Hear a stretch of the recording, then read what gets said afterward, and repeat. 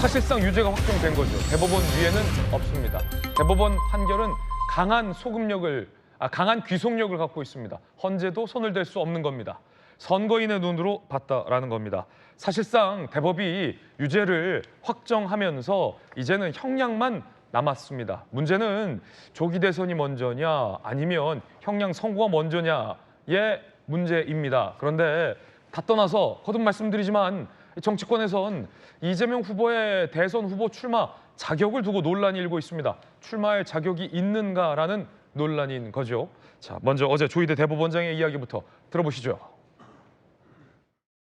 허위의 사실은 그 표현이 선거인에게 주는 전체적인 인상을 기준으로 판단하여야 합니다. 공직을 맡으려는 후보자가 자신에 관한 사항에 대하여 국민에게 허위 사실을 공표하는 국면에서는 일반 국민이 공인이나 공적 관심사에 대한 의견과 사상을 표명하는 경우와 같은 의미와 정도의 표현의 자유가 허용될 수는 없습니다. 결론적으로 피고인 김문기 관련 발언 중 골프 발언 부분과 백현동 관련 발언 부분은 공직선거법 제250조 제1항의 허위 사실 공표죄에 해당한다는 것이 대법원의 다수 의견입니다. 주문을 낭독하겠습니다. 원심 판결을 파기하고 사건을 서울 고등법원에 완송한다. 1심 유죄, 2심 무죄, 3심 다시 유죄. 저희가 1, 2, 3심의 선고 내용을 한 장에 한번 정리해봤습니다. 지금부터 제가 50초 안에 설명해드리겠습니다. 함께 보시죠. 자, 1심, 2심, 3심 한눈에 보실 수 있게 할게요. 김문기 모른다. 김문기 씨와 골프 친 것처럼 사진을 조작했다 발언. 그리고 안 하면 직무유기로 처벌할 수 있다라는 국토부 협박이 있었다라는 발언. 이 세 가지가 논란이었는데요. 고 김문기 씨를 모른다라는 발언에 대해서는 이건 단순히 그냥 인식과 관련된 것이다라며 1, 2, 3심 모두 다 문제 삼지 않았습니다. 논란이 됐던 건 두 개였습니다. 김문기 씨와 골프 친 것처럼 사진을 조작했다. 저희 채널A 이 오픈 스튜디오에서 저와 이재명 후보가 인터뷰를 했었던 그 프로그램에서 한 발언입니다. 제가 똑똑히 들었던 그 발언이죠. 1심에선 이건 골프를 치고도 안 친 것처럼 거짓말을 했다라고 허위사실 유죄를 받습니다. 그런데 2심에서는 무죄로 선고했어요. 그러다 다시 3심에서 유죄로 뒤집힌 겁니다. 국토부 협박 발언도 이건 사실관계에 해당하는 허위사실 공표다라고 1심과 3심이 인정을 했습니다. 2심만 툭 튀는 판결이었던 겁니다. 3심 대법원은요, 2심 판단이 법리를 오해했다라며 2심이 잘못됐다라고 지적했습니다. 딱 정확하게 제가 50초 안에 설명을 해드렸습니다. 자, 법리적인 내용부터 보죠. 정혁진 변호사님, 네네. 2심이 좀 이상하다 싶었어요. 왜냐하면 아니 골프를 쳤다 안 쳤다는 인식에 관한 게 아니잖아요. 친 거면 친 거고 안 친 거면 안 친 거지. 우리가 또 기면 기고 아니면 아닌 거 좋아하잖아요. 네네. 근데 뭔가를 2심은 막 쪼개서 법조계에서도 좀 논란이 있었는데 결국 뭐 대법원 위에 더 법원은 없잖아요. 네. 대법원의 최종 판결은 2심 판단이 틀렸다는 거군요. 네네.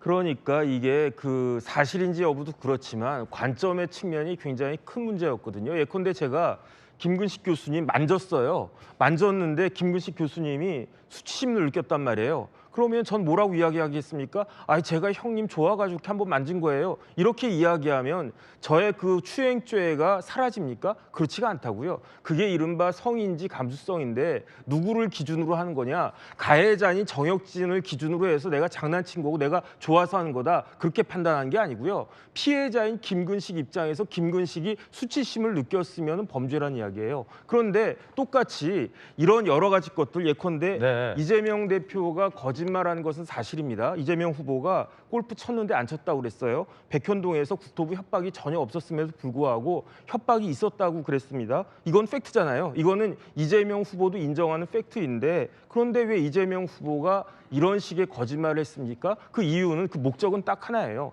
대통령 되고 싶어서 대통령 선거에 당선되고 싶어서 그런데 그 거짓말에 저희같이 어리버리한 유권자들이 속아 넘어갈 수 있는 거 아니겠습니까? 속으면은 아 만약에 이게 사실이었으면 내가 안 찍었을 텐데 설마 경기도지사까지 하고 제1당 여당의 대표라고 그 후보로 나오신 분이 거짓말했을까 해가지고 믿고 찍었는데 그게 거짓말이었다는 거 아니겠습니까? 그러니까 그렇게 되면은 선거 결과가 뒤집힐 수 있으니까 네. 공직선거법에 특별히 이런 규정을 둬가지고 이렇게 거짓말을 하는 사람에 대해서는 형사처벌하고 피선거권까지 박탈할 것이다. 그런데 이때 관점은 출마자, 후보자의 관점에서 볼 수 있는 게 아니고요. 유권자, 선거인의 관점에서 봐야 되는 거 아니겠습니까? 그게 공직선거법 250조 1항의 법의 취지다. 그게 1심하고 대법원의 취지인데 그 중간에 지난 서울고등법원에서 희한한 논리를 갖다 대면서 그렇기 때문에 이재명 후보는 무죄다 이런 식으로 했기 때문에 저희 같은 변호사들은 사실은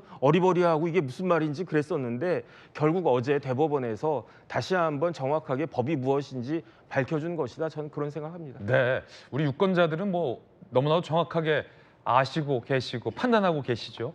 자, 법리에 대한 설명 잠깐 들었는데 그러면 논란의 발언 하나하나부터 이 대법원의 어제 이 최종 판결에 대한 주요 의미 하나하나 좀 분석을 해보겠습니다. 먼저 첫 번째는 고 김문기 씨와 관련된 발언인데요. 이재명 후보가 바로 이 자리였습니다. 지난 대선 때 제가 이재명 후보를 인터뷰했었죠. 그 프로그램에서 이렇게 얘기했었습니다. 들어보시죠. 하위직 실무자인데 같이 갔으면 그 사람이 얼굴이야 제가 봤겠지만 그 사람이 이 사람인지를 여러분은 어떻게 압니까? 국민의힘에서 4명 사진을 찍어가지고 마치 제가 골프를 친 것처럼 사진을 공개했던데 제가 확인을 해보니까 전체 우리 일행 단체 사진 중에 일부를 떼내가지고 이렇게 보여줬더군요. 조작한 거죠. 사실 제가 저 자리에서 이제 이재명 후보의 저 답변을 들었는데 저 질문의 취지 자체가 애초부터 고 김문기 씨를 아느냐 모르느냐와 관련해서 논란이 있었고 이 후보의 기억이 명확치 않아서 그건 그렇다 치고 마치 골프를 친 것 같은 사진이 제시되자 저 질문의 취지 자체가 고 김문기 씨를 아십니까 모르십니까? 같이 골프를 치셨습니까 안 치셨습니까? 라는 질문의 취지였습니다. 그에 대한 답변으로 마치 골프 친 것처럼 국민의힘에서 사진이 조작했다라는 답변이 나온 거였는데요. 김근식 교수님, 예.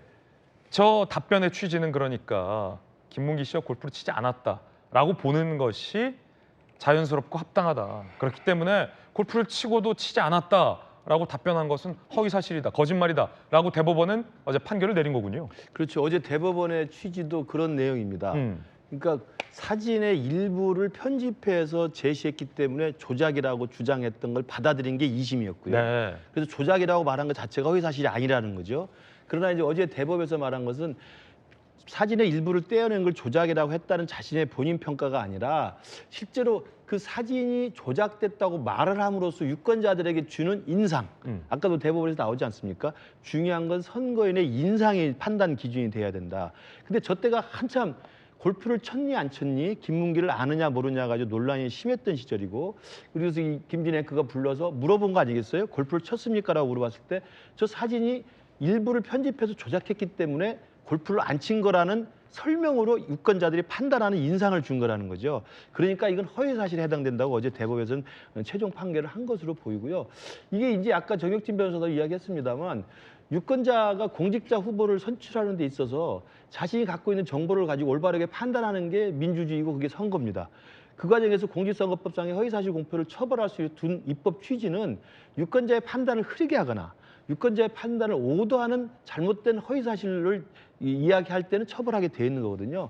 그런 면에서 어제 대법에서 저 김문기 씨를 아느냐 모르냐는 인식의 문제로 무죄로 친다 하더라도 골프를 쳤느냐 안 쳤냐는 논란에 대해서는 사진이 조작됐다는 말을 통해서 유권자로 하여금 골프를 안 쳤구나라고 받아들이게 했기 때문에 허위사실로 보고 유죄 판결을 내린 것으로 볼 수 있습니다. 1심 판결문을 제가 출력해서 여러 번 이 분석을 해봤는데 1심 재판부도 사실 어제 대법원과 같은 판단을 했습니다. 즉 대장동 의혹이라는 본인과 관련된 핵심적인 비위 의혹과 관련해서 연결성을 끊어내고자 의도를 가지고 허위사실을 유포했다라고 1심 재판부는 이재명 후보의 저 발언을 질타한 바도 있었습니다. 어제 조희대 대법원장은 이 대목과 관련해서 뭐라고 얘기했을까요? 들어보시죠. 피고인이 골프를 친 것처럼 단체 사진 중의 일부인 사명 부분만을 떼어내어 보여준 것이다. 피고인이 골프를 친 것처럼 조작한 것이다는 의미로 해석됩니다. 일반 선거인으로서는 피고인이 김문기와 해외 출장은 같이 갔지만 김문기와 골프를 치지는 않았다는 의미로 자연스럽게 받아들이게 됩니다. 그런데 피고인은 김문기 등과 함께 간 해외 출장 기간 중에 김문기와 골프를 친 것이 사실이므로 이 골프 발언은 골프 동반의 교유 행위 행위에 관한 허위사실 공표에 해당합니다. 고 김문기 씨와 교유 행위에 대한 허위사실 유포에 해당한다. 사실 검찰이 이재명 후보의 저 발언을 기소하면서 고 김문기 씨와 있었던 이 교유 행위들에 대해서, 즉 사실관계 적시에 대해서 이재명 후보가 거짓말을 했다라고 기소를 했는데요. 민주당에서 교유 행위라는 있지도 않은 개념을 검찰이 어거지로 만들어내서 기소할 필요도 없는 일을 정치적으로 보복했다라고 주장을 해왔지만 대법원의 최종 판결로 검찰 수사의 정당성이 입증이 된 셈이 됐습니다. 이재명 후보 입장에서는 박정우 의원님, 대선을 한 달 앞두고 사실은 굉장한 치명타가 나온 셈인데 민주당에서는 좀 어떤 분위기입니까? 일단 뭐 정치적 치명타는 아닐 것 같고요. 이 판결에 대한 것들은 이미 지난번 대선 때 국민들로부터 판정을 받았어요. 그래서 물론 패배는 했지만 이미 과거에 있던 그 대선 과정에서 있었던 얘기고, 그걸 이미 그래서 포함이 돼서 이겼으면 모르지만 진 선거에 대해서도 과도하게 지금 해석을 하고 있다. 첫째로는 법리적 해석을 대법원에서 저렇게 판단했다고 하지만 법리적 해석뿐만이 아닌 정치적 해석이 지금 들어가 있습니다. 이 상황에서 보면 정말 이례적으로 조속하게 이거 판결을 냈어요. 이런 것들이 이미 대선에 일정이 잡혀 있는데 국민이 판단해야 될 것을 과도하게 지금 사법부가 지금 판단하고 있다. 그래서 이건 법리적 해석이 아니고 정치적 해석이라 볼 수가 있고, 제가 최종적으로는 민주당에서는 뭐 이렇게 전혀 흔들리지 않고 가기 때문에 나중에 국민의 판단을 받는 게 제일 중요하다 이렇게 보고 있습니다. 네,